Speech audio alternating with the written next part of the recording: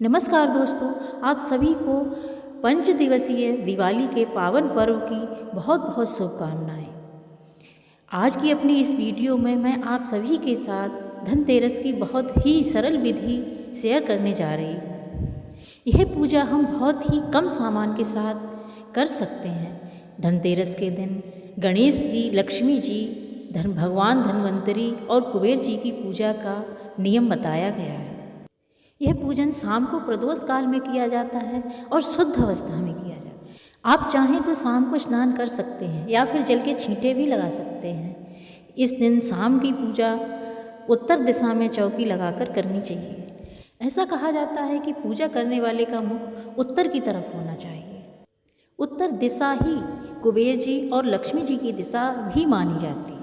सबसे पहले पूजा के स्थान को या तो गोबर से लीपें या फिर गंगा जल से छिड़काव करें। उसके बाद जो चौकी लगाई है उस पर लाल या पीला वस्त्र बिछाएं।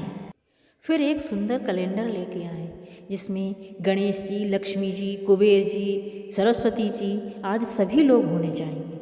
आप चाहें तो अलग से भी कुबेर जी का फोटो या विग्रह मिल सकता है, परंतु इस कैलेंडर में भी सारे देवी देवता मौजूद हैं। गणेश जी, लक्ष्मी जी, कुबेर जी। अब इन सभी को फूलों या अक्षत का आसन देकर हम विराजमान करेंगे। इसके बाद स्वास्थ्य के देवता यानी भगवान धन्वंतरी का पूजन किया जाता है इस दिन, तो उनके लिए अक्षतों का आसन देकर एक सुपारी हम विराजमान करेंगे। फिर उसके बाद यहाँ पे एक दीपक प्रज्वलित करना है। हो सके तो बड़ा दिया लें और पीतल का लें।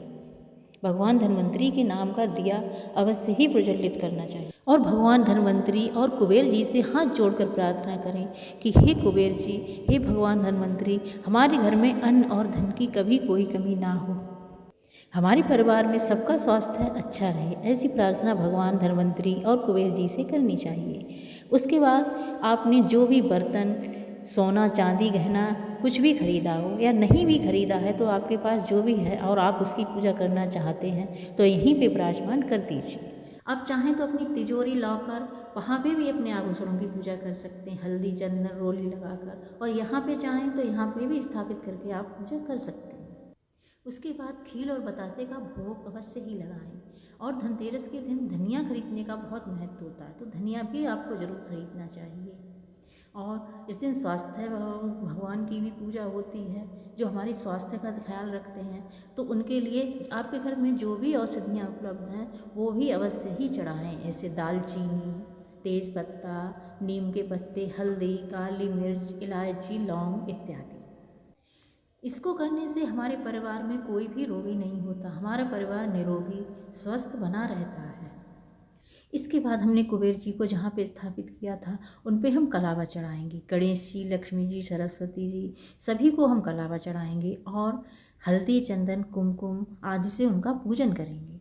हल्दी का पाउडर भी समर्पित करें। इस तरीके से औषधियों का भोग भी लगाना आवश्यक होता है।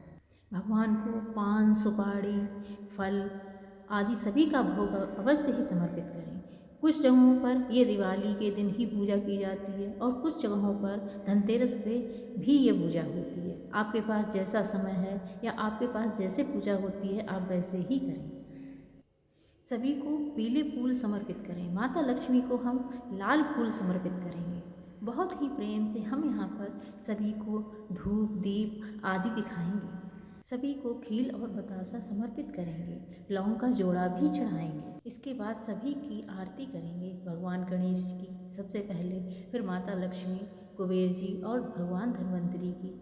और भगवान से हाथ जोड़कर प्रार्थना करेंगे कि हे प्रभु, हे माँ लक्ष्मी, हमसे अनजाने में जो भी गलती हुई हो उसके लिए क्षमा करें और हमारे परिवार पर अपनी कृपा हमेशा बनाए रखें। हमारे घर में कभी भी धन और धान्य की कोई कमी ना हो, हमारे घर में कोई कभी रोगी ना हो। इस प्रकार आप बहुत ही आसान और सरल विधि से धनतेरस की पूजा कर सकते हैं। जय हो।